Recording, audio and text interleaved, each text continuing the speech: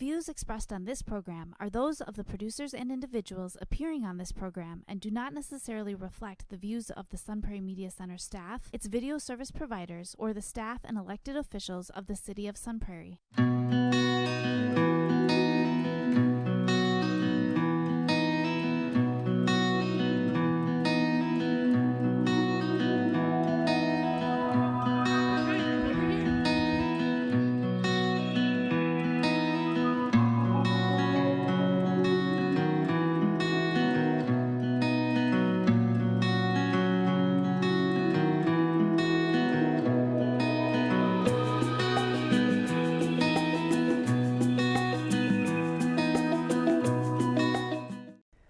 Welcome to Moments of Strength. I'm your host, Mary Kaufman.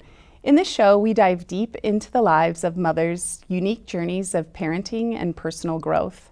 From juggling family dynamics to personal passions and career ambitions, we will talk about challenges, triumphs, and pivotal moments that shape their lives, emphasizing the resilience and strength that comes with motherhood.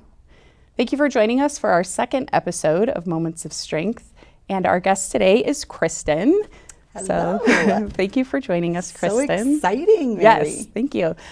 So I've known you for, probably about a decade. Yep. And I was thinking about this on the way to the show today. We've been around each other in a lot of the same rooms and have a friendship, but it's really on the periphery of other friendships in the community. And it's a little extreme to create a TV show to have a sit down one-on-one with you finally, but I'm excited to do this. So. Yeah, I am too. So thank you for coming. It's always like we're so busy in the moments that it's never time for one-on-one. So if you had to make a TV show to do this, let's do it. You. Yeah, exactly. Yeah, this is great. So I want to break this down. We have up to an hour, essentially. Sounds good. So we'll break it down.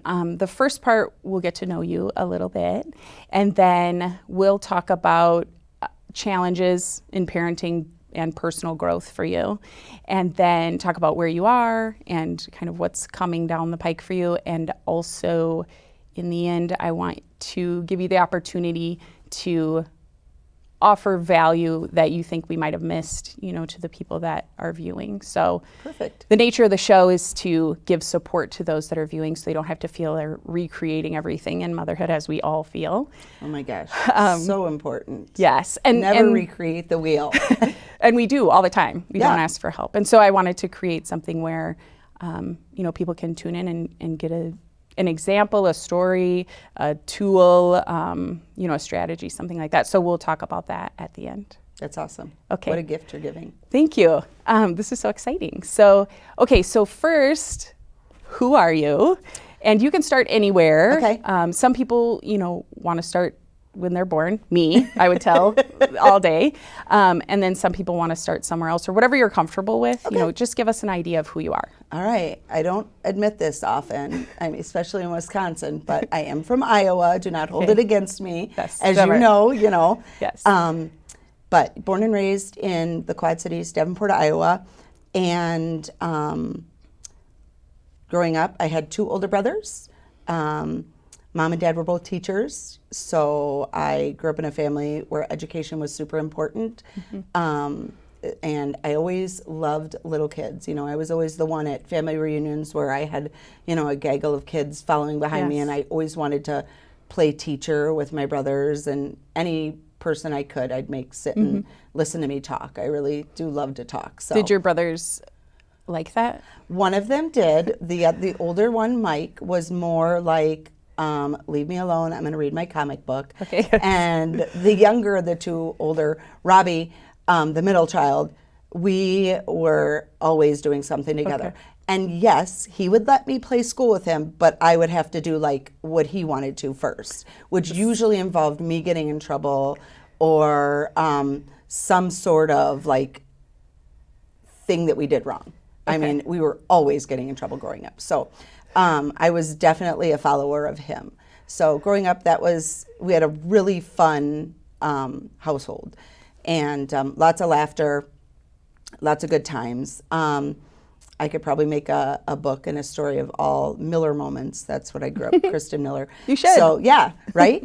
And then I went on to University of Wisconsin-Platteville to get a teaching degree. Played soccer there and loved every minute of it. If I could go back to college right now, I would. I love learning.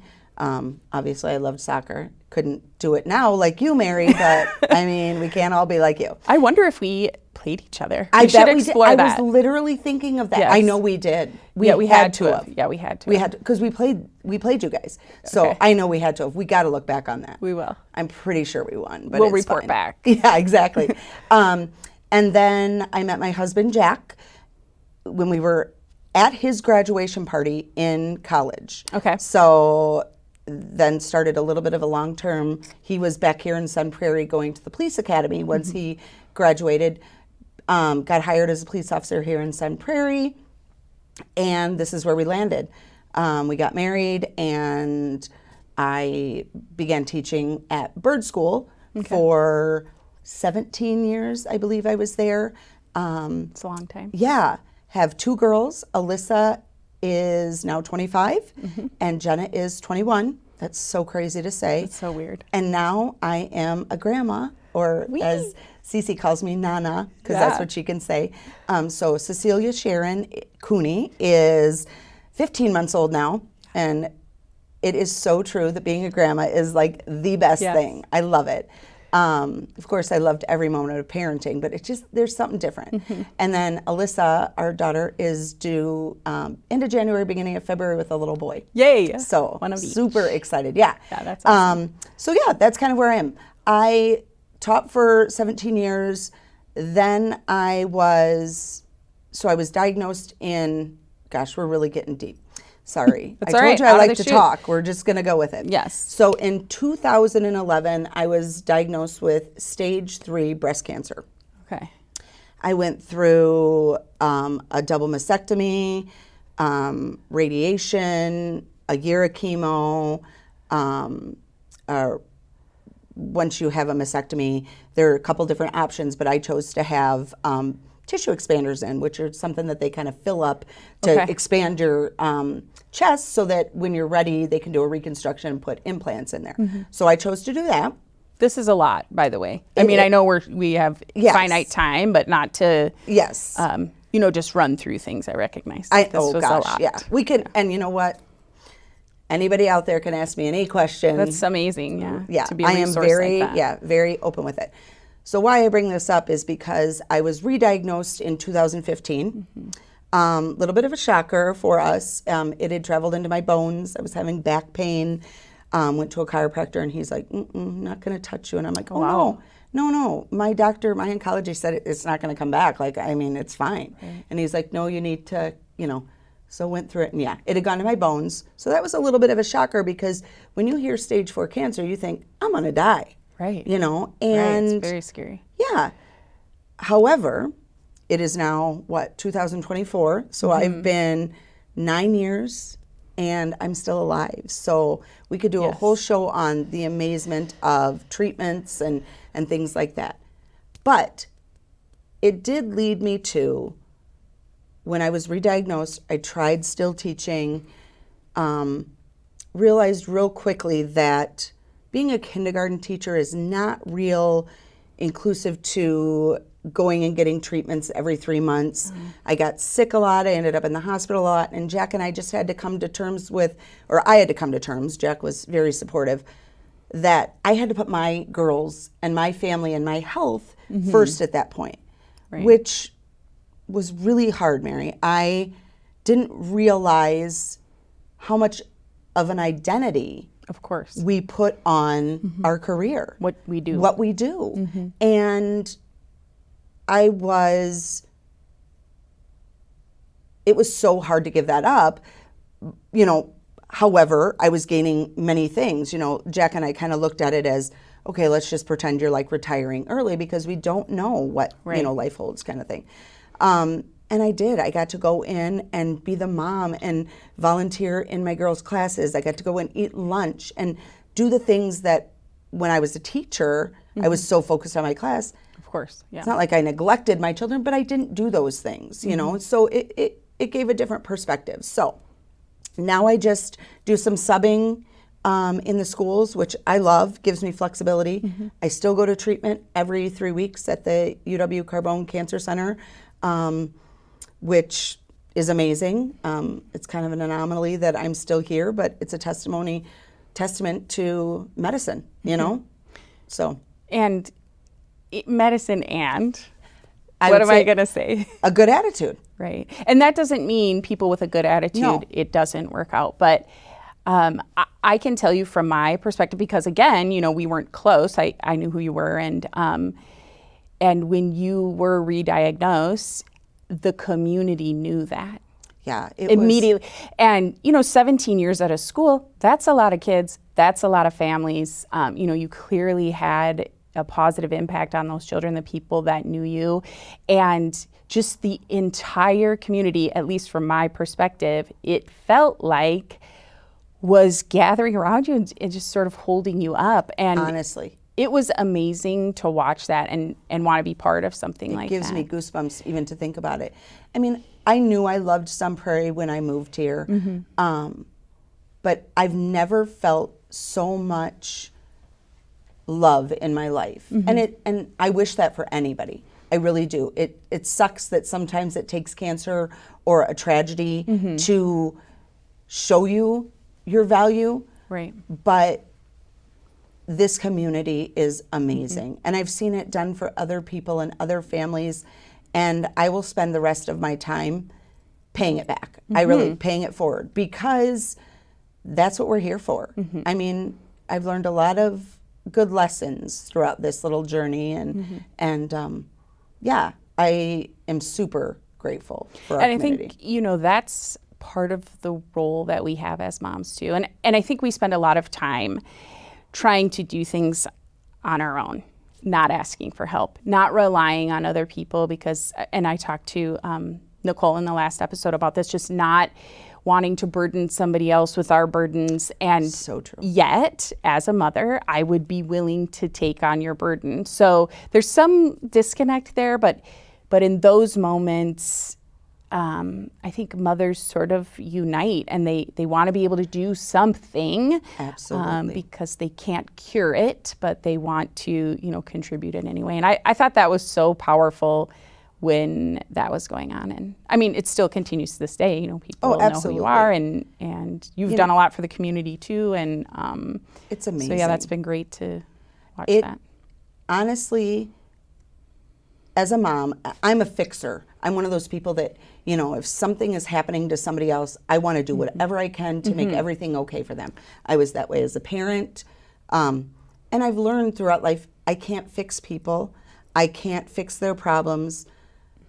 But I can be introspective on what would I have wanted. And I get that question a lot from people texting me saying, I have a friend that was just diagnosed with cancer. What can I do? And sometimes I struggle with that question still, because I don't have the answer. I mean, be there for somebody, you know. There are so many things you can do, obviously, but I know what they're asking. How can I take this burden away from them? Right. And really, it's just the community. It's just gathering around that person like people did for me and my children. And I can tell you that as a mom, that was my number one concern, was what my girls were going through. Of course. And honestly, it was what harder was down on the them. road. Yeah. What was going to be down the road. Absolutely. And the number one thing I can tell parents that I tell them now, my girls were, Jenna was in first grade when I was originally diagnosed, and Alyssa would have been in like fourth or fifth grade. I can't remember. Jenna, we went to Gilda's Club, we did all that kind of stuff. But the number one thing I would say to everybody is make sure your children have a person that they can talk to, because they're not going to tell you, Mom, I'm worried about you. No. I don't understand this. I don't know why you're sick, and I want to fix you. They want to protect you, so they're not going to talk to you about That's that. exactly right. My girls are still like that. They're I've met 25 them. and 21, and they'll go to their dad and ask him questions versus coming to me to ask me. And that's something that's hard. It is. As a mom. It is. Because I want to take that away from them. But I've always tried to use it as a learning tool for them. We don't get to choose what happens to us in this life, but we do get to choose how we respond to it. Absolutely. And if that's one thing I can show my girls is tenacity in hard times, whatever it is. I think you're a great example for that. And on top of that, you're perpetually energetic from what we see. Yes. You probably go home and just like lay Yes. out, but you perpetually have this energy that is just, it's so fun to be around, and you're positive and you're encouraging, and your kids are the same way. I've been around them, and just like you mentioned, you love to be around kids when you were younger. This is your children are the same. Yes. They're amazing with them, and so you've given them that. And, Oh, that's so sweet of you to say. and just contributed to so many families, in this community and wherever they go, because they're always willing to interact with any child and meet them where they are, and that's been so fun to witness. So. And it's funny you say, when you talked about like, you probably go home and like, I have, we learned so much about ourselves. I wish I knew in my 20s what I know now in my late 40s. But I really think that most people are about as happy as they choose to be. So you really have to, at times, say to yourself, what do I want out of this life? And for me, it's just joy, it's laughter, it's fun, and so yes, there are definitely times I am an extrovert, but there are times where I go home and I need to just refuel and be an introvert to be able to become an extrovert. And that's something I've really learned about myself. I never got why there were times where I'm like, oh, it's too people-y out there. It's too much. And so I thought, like, what's wrong with me? Right. But I think we all need to recharge our batteries, moms especially, and we don't do it. No. We just go and go and go and go, and then we crash and wonder what's wrong with us, why we can't hold the world up. Well, you crash, and then you wake up at 2 a.m. and stare at the ceiling fan, and then you do a run through of everything you did that day, and was it right, and did everybody get a hug, and what's tomorrow, and will I sleep, and it's a lot. And Absolutely. I don't think the nature of motherhood is going to change, even if we find strategies to deal with that. But we should find strategies to deal with that, because, like you said, once you decide, it's probably perpetually deciding, but what you want out of life, it's okay to find the tools and the leverage to make that happen. And if you're doing that and bringing yourself joy, that's certainly exuding off of you out into the population, which is then benefiting them. So And yes. that's why I tell you I am an open book, and I know you are as well. There's not a question you can't ask me, because it is hard enough to be a mom and a woman in this day and age. Why would I not give to somebody else something that maybe I found out the hard way? If we can give that to each other, that's what we should be doing. Let's forget about Instagram and Facebook and all the things that people perpetuate as the perfect family, and let's really say it's messy. My hair is not done all the time. I cry. I eat junk food when I shouldn't. Sometimes in the middle of the night. Sorry. While True staring at the ceiling confession. fan. Well, yeah.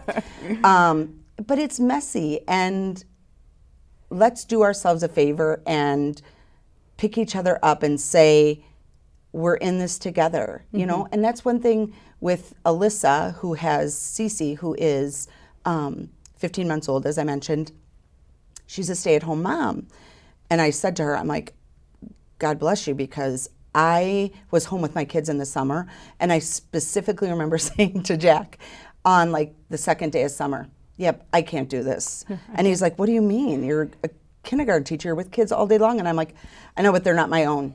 These kids don't listen to me. And I had 2 kids, and I'm in a classroom of 17. And but it's so different when they need you every second. And, you've done 15 snacks and it's 9 o'clock. And, so I'm constantly trying to remind her that just because you became a mom doesn't mean you lose Alyssa. Right. You need to take that time to fulfill your passions, to make yourself feel good. And I'm here for it. I want to be the grandma that gives her that time. In fact, I want to be that for any mom that needs it, and that's kind of, where I'm at in life right now is, please, friends, call me if your kid needs a ride to something, I'm sure we'll get into, being an empty nester and that kind of stuff. But Jack and I have kind of made it our mission, like, if we can help another parent take another kid to practice or, help communicate or facilitate in some way, let's do it.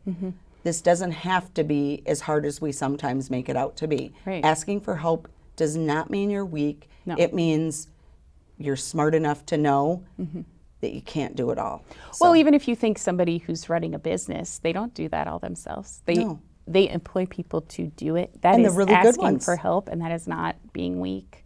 A couple of things. So you mentioned the stay-at-home mom. I also did that when I had 3 kids, 5 and under, and that was hard. I did that for 6 months. I too have to be. I'm fueled, by being Yes. social and being around people, and it was getting pretty dire. I mean, I just, I don't think I was depressed. I just was struggling to see, like, why would I shower? You know what I'm saying? Absolutely. Like, after 2, it's like, all I'm doing is running kids to their stuff. I'm not even getting out of the car. Like, It's I'm kind of tired. like when we were in COVID, Yes. and it's like you found yourself in pajamas more often than you were in regular Yes. clothes, and you're like, okay. Yeah. And then you take that day and you get dressed up and you become Mary, or I become Kristin, and it's like, It is so refreshing. it is. Yes. It's so refreshing. And then you Yes. remember, oh, I am a person outside of Yes. the mom of these 3 kids and snack time and all of that kind of stuff. Every mom deserves a medal, but the ones that are stay-at-home moms, and I'm just in awe of them. It feels like no breaks, even if It you can is. get a break. And it's so important to stay tapped into just even if you have an interest, because you're scrolling. That's like a mindless way to sort of relax. But even if you took 5 minutes to just research the thing you used to be interested in, it is amazing what that feels like to just remember, And I don't think, people shouldn't sacrifice a lot when their kids are very young. I mean, you should throw yourself into Absolutely. parenting from my perspective if you're able. I 100% agree. And I kind of sounded like when I was saying all that, like that you shouldn't, but I agree. No. 100%. Yeah, and that's sort of, because I do life coaching and stuff like that. And parenting, I don't want to tell people how to parent, but those years are so important while your child forms who they are and their brain is developing. And it's just, there's so many key things that are happening so rapidly. If you can be there for quality time, even if the quantity is short, just sacrificing, and I get that. And then once your kids are school age, listen, still hard, you're still overwhelmed, they still have a lot of stuff going on, but you may find a couple minutes where you can just say, like, I'm gonna write 3 lines of a poem, even if it's bad, and I'm gonna do that every other day, and it's gonna take me 3 minutes. Yes. It doesn't How have can to I be fuel myself? Yes, it doesn't have to be I'm gonna join like some rollerblading community and sacrifice. Like, my kids are gonna be home by themselves and they're young because I need this. It's finding that balance and sometimes just tiptoeing back in, but at least having a connection to something like that. So. Absolutely.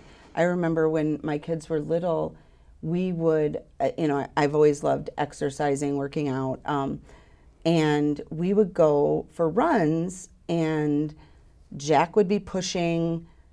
We'd run as a whole family. It was kind of comical, but Jack would be pushing somebody in the jogging stroller, and Alyssa would be riding her bike, but we got it done, and we're spending quality time. Might not have been the best run in the world, but it was fun. Right. And I could giggle about, Alyssa's riding of her bike, not so well or whatever. Right. Those are great memories. And when we, I would always feel guilty, why I put that word on myself, putting my children in the daycare at the PAC just so I could work out. Oh, right. Because they would cry or they'd rather be with me. So our deal was, if you guys go in there throughout the week on Fridays, we go swimming, we would eat pizza, we'd invite another family, we'd make it a fun time. So yeah, I encourage families to, and moms especially, find creative ways to get it in. Find creative ways to still get your passion in, even if it means making little sacrifices as a mom, as a wife. You have to, and everybody knows that. You have to do those things to become a better mom or to be a good mom. Right, agree. You have to fuel yourself. And just talking about too, like your family runs. First of all, that was hilarious and great. Look at me, I'm not running anymore. No, but it's so great. I like to walk. Well, even what you're teaching your kids, the value of movement is important. And I think the other thing is, because I like to work out too, but I like to work out me. I don't generally want to include. Now my kids are a little bit older, so I'm fortunate that I can do that. But when they were little, some moms are so great at modifying and understanding and accepting that their workout will not look like what they want it to ideally. It will look like your toddler is also doing sit-ups. You're trying to do a sit-up. They want you to watch every sit-up, but you're still doing sit-ups. Absolutely. And you wouldn't do it if you thought it had to be exactly what you thought. You just write it off. I don't have time. It's like, well, if your kid's watching Bluey, and you're watching it because you can't believe the zombie-like state you're in because you didn't sleep, maybe you could lay on the floor instead of the couch and then sit up once in a while, Exactly. But you have to accept the fact that things, they're not going to look like what you think they're supposed to look like. But it's beautiful anyway. Absolutely. And those moments you have with your kids, those are important in forming just their attachment and their security and how they feel about adults and all of that stuff. Oh my gosh, you're so right. And it goes so fast. So anytime that you can make a memory with them by doing something, do it. And like you said, I didn't realize it at the time. Looking back, I'm like, oh, that was actually good that we were showing them that we value physical exercise. And if it means, we're going to do this as a family, we're going to do it as a family. And once in a while, I would get to go out for a solo run, and that was excellent, and jammed to my tunes. And it feels so good. It feels my gosh. Even better than if you got to do it every day. Oh my gosh. Because it's it really limited. Does. That's exactly right. It's limited. You realize how precious those times are. So you just have to be creative in figuring it out. So now your kids are grown up and they've left. Can we just talk about this for a minute? Because my oldest daughter just left for college. Well, she didn't just leave. Yeah. She left this fall. I know. But it feels like she just left. Let's talk about that for a second, because that is hard.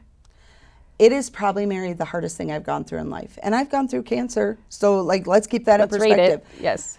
Now, granted, I think cancer is harder for the people around you than it is for me, but we can get into that on a different show.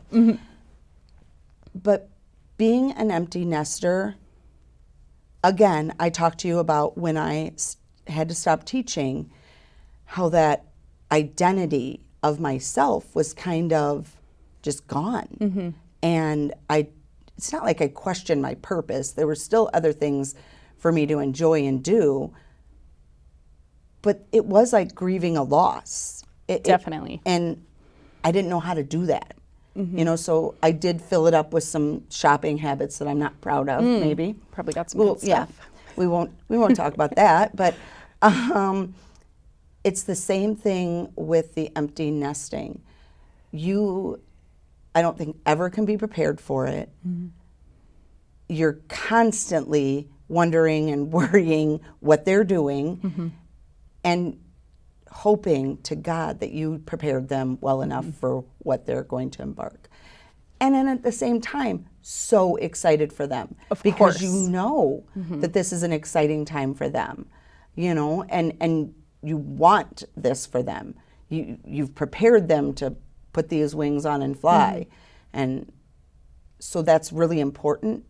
But for me, it's the time at night where I used to be like running around going to a soccer game or a track meet or something like that, that when Jack and I were home on a Monday or Tuesday night, and I'm like, I feel like I should be somewhere, or what should we be doing? It's just eerie. It's eerie to have so much time to do things that are not surrounding my children.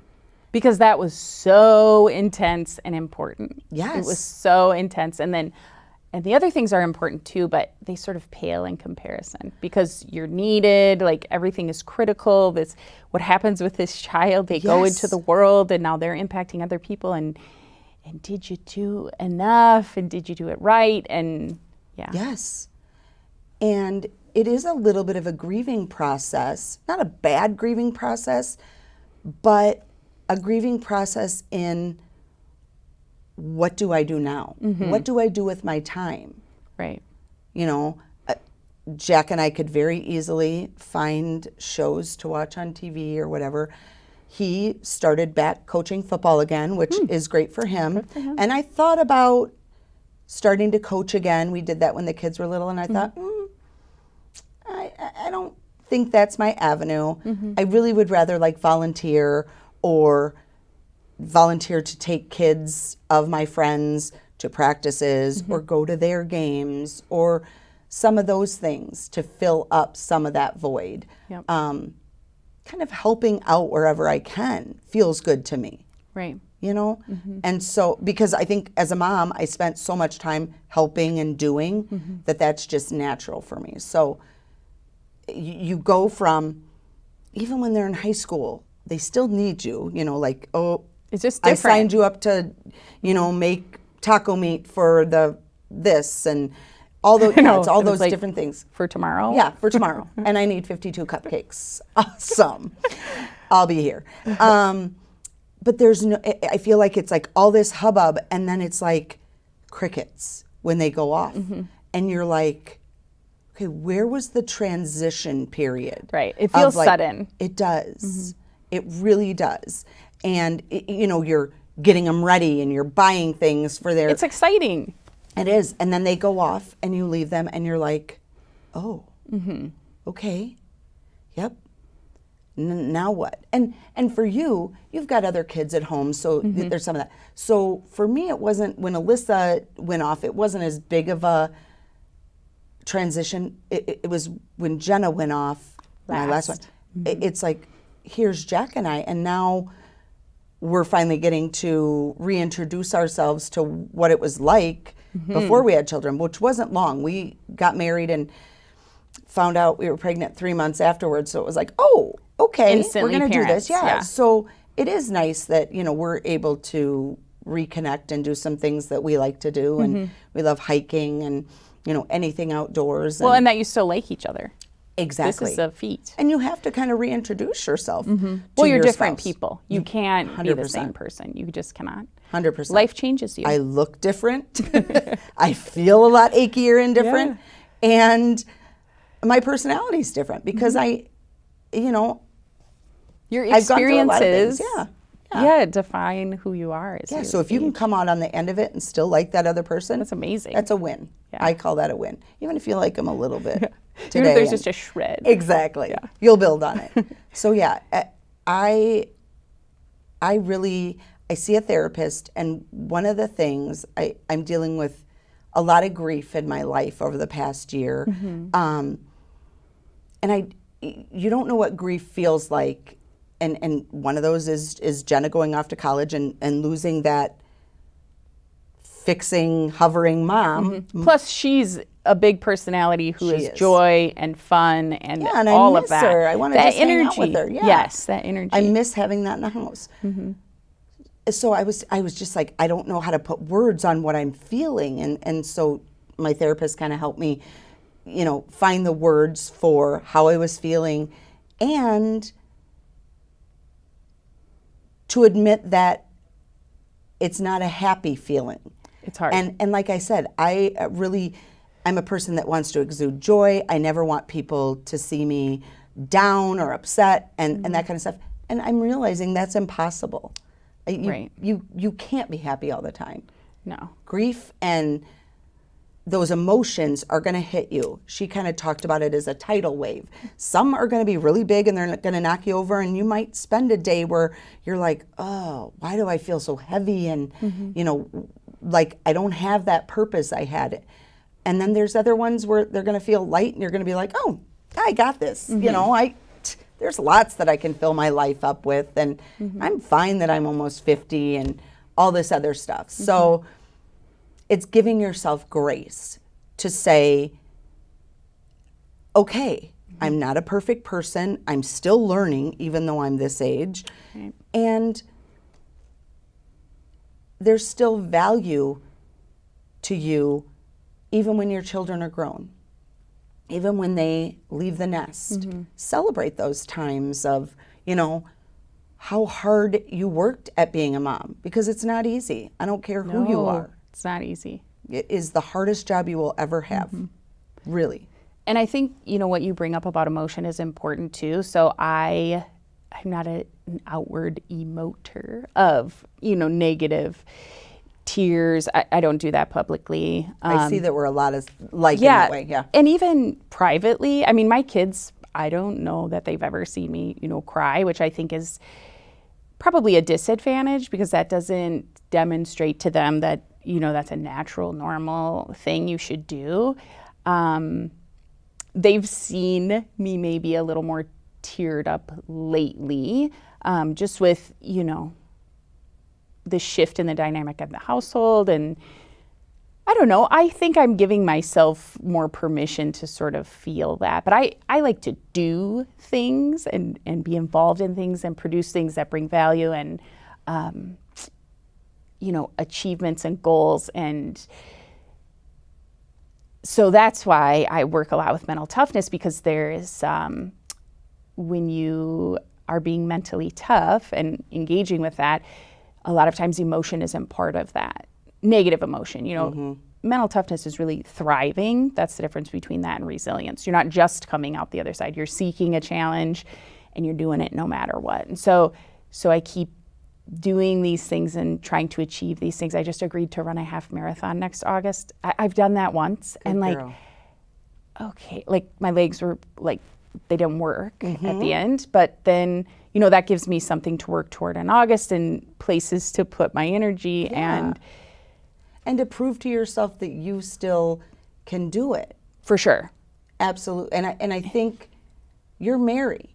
You're not just Jimmy's wife, mom to all the kids, producer of a show and a podcast and all these other things. You get to be Mary. And I think it's really important that you mentioned, not outwardly emoting, because I'm the same way. And I used to think that showing a negative emotion, being sad, really being sad, was negative. And mostly it's just sadness. Exactly. Because I could look irritated or mad. I try not to, but Yes. people would know. Exactly. But mostly it's just sadness. And I would go to my room if I needed to cry, and I would hide it from my children. And I did realize what a disservice I was doing to my children when I look at this whole journey we've been on with cancer and how they try to protect me. And I wasn't sharing with them the emotions that I was feeling. Right. And just how it was important that I show them that physically we can be active as a family. It's important that emotionally we take that time to be vulnerable with each other as a family. I'm not great at it still, but I'm learning that it's okay to be sad as a mom, to admit that I don't have all the answers. Recently, I just lost my mom. She was a woman. Sorry. Thank you. She was a woman that she did not want to show emotion. She was, go get it, work 3 jobs if you have to, but you just do what you got to do. Yes. I didn't see her cry. She hid a lot of those emotions and the sadness that she was feeling at times. And we talked about that later in life. And I realized that I was on that same path of toughing it out, and that's good to show your kids that you're tough, but it's okay to show them, again, I'm human. I have these emotions. And guess what? Everybody's sad at times. That tidal wave might hit me and it might keep me down for a little while, but I'm going to get back up. I want to show them that. So I am trying to be a little bit more vulnerable in, saying to them, it sucks. I miss my mom. I still want to call her. Those things. And hopefully showing them that I can be a little bit more vulnerable than I've Me too. done in the past. Me too. It's hard. But it's learning. Also, it's personal growth, and we should continue to focus on that Amen, as girl. we age. Yes. So, okay, so we've talked about a lot of things Yes. today. I'll just throw it at you. And we could do this for a long time, probably. This has Yes. been great. I feel like we've scratched the surface, but there's so much that we probably could go on and on and talk about. Whenever, you get through your whole list of people that celebrities that are going to be on this show, I'll come back on again and we can see where we are at that point, right? You are a celebrity now. Yeah. One thing I do love about this show, though, is because you brought up celebrity, is I would not probably tell somebody who is well known they couldn't come on the show. I would definitely want to talk to somebody like that. Yeah. But I think what's nice about this is it's moms. It's 100% not. agree. It's not a type of mom that ran into something and had, a ton of resources or something like that. And maybe that is the way someone lives and that's great, but we also want to show that everybody's having an individual experience as a mother. I could bring 3 people in here who live in the suburbs and even have their kids go to the same schools, play on the same teams, many commonalities. And they will all say different things because they've all had an individual experience. And so true. That's really what I would like to bring and just, offer this support and these stories so people don't feel alone. There are a lot of women who are stay-at-home moms who are alone, and sometimes they've moved to the place where, their spouse or, children's fathers, whoever, where they live and they have family, but maybe they don't have somebody they're connected to. And so they can watch this and not feel alone or not feel like they're the only people going through that. So I think it's huge, Mary, because it is such a huge part of our lives, especially as women, to be moms. But it's such a fraction of what we talk about. We don't how talk hard about is. it. We don't. And I really hope that this can become a catalyst to women sharing and laughing and just bonding over those experiences of, Alyssa was telling me that Cece had a huge meltdown in Aldi's the other day because she wanted to eat the raw sweet corn. And she's like, oh my gosh, it was so embarrassing. She's like, it was a tantrum, and for her to have other moms to say that to and say, oh my gosh, my kid did that to, and to feel like you're not a bad mom because your kid threw a fit in a store or whatever. For sure. It's going to happen. Your kid's not a bad kid. Like, thank you. How old is Cece? 15 months. 15 Yeah. months. Yeah. It's sweet corn. Like, they don't understand that I think a lot of times, people feel like it's me against my toddler. No, they don't know. And so important to what you brought up. The moms in the vicinity just saying, hey, listen, I was 15 months old. I also wanted the corn. I also threw a fit. So did you. Let's just come together around this instead of feeling embarrassed or feeling like we're bad at it, or here's something I've done when my child has thrown a fit. Maybe this can help you. Or can I talk to her? Anything just to support. Absolutely. We have to be better about that. Exactly. And just looking at that mom in that moment and not just saying, like, oh, they're just being a toddler. Just really empathizing with that mom and being like, you know what? I feel you. I've been there. Let's breathe together. Exactly. And it's just as important when they're teenagers. Yes, same. Maybe even more when they're a 13-year-old girl and going through all those things. Or they mess up and, it's don't condemn not a them. reflection of you as a parent. It's a learning moment. We could go on and on with our girls and yours, just the things that were tough as a mom to help them navigate through friends and things like that. Well, that's why we're here, is because they need us to do that. So Yep. And we need each other. Oh, absolutely. Yeah, Okay. So before we wrap up, any other nuggets of wisdom or strategies, supports, stories, anything else you want to offer to the viewers? I think we've covered a lot, but my number one, I really try to get involved in the community, and we in Sun Prairie and all the communities have the resources that moms can tap into. Do it. We have a children's museum. We have the library. There are play groups. Get involved as a mom. Take your children out into public. Take them out to eat. Give them those experiences, because even if they have a tantrum, they're learning something from it. And so are you as a parent. So do the experiences. Don't let, well, my child's only this age, or, they don't sit well at a restaurant. Whatever. Go to church, even if they throw a tantrum and you have to leave. Get out of the house, feel like yourself, But that's my one thing, is like, don't forget that you are still you. Take the time to be you. So that's very important. Yeah, it really is.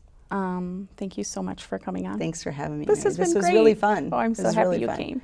I feel like we could turn the cameras off and just keep talking. We will. I know, right. Okay, so thank you so much for joining us for our second episode. And like I closed out the show last time, just keep going. Keep your perspective yours, but also don't be afraid to step into the perspective of somebody else. It's a learning experience. You will understand the world better if you do that. And push through, come out the other side, get up the next day. Your kids need you, you need you, and continue to get after it and pursue. Thanks so much for joining us.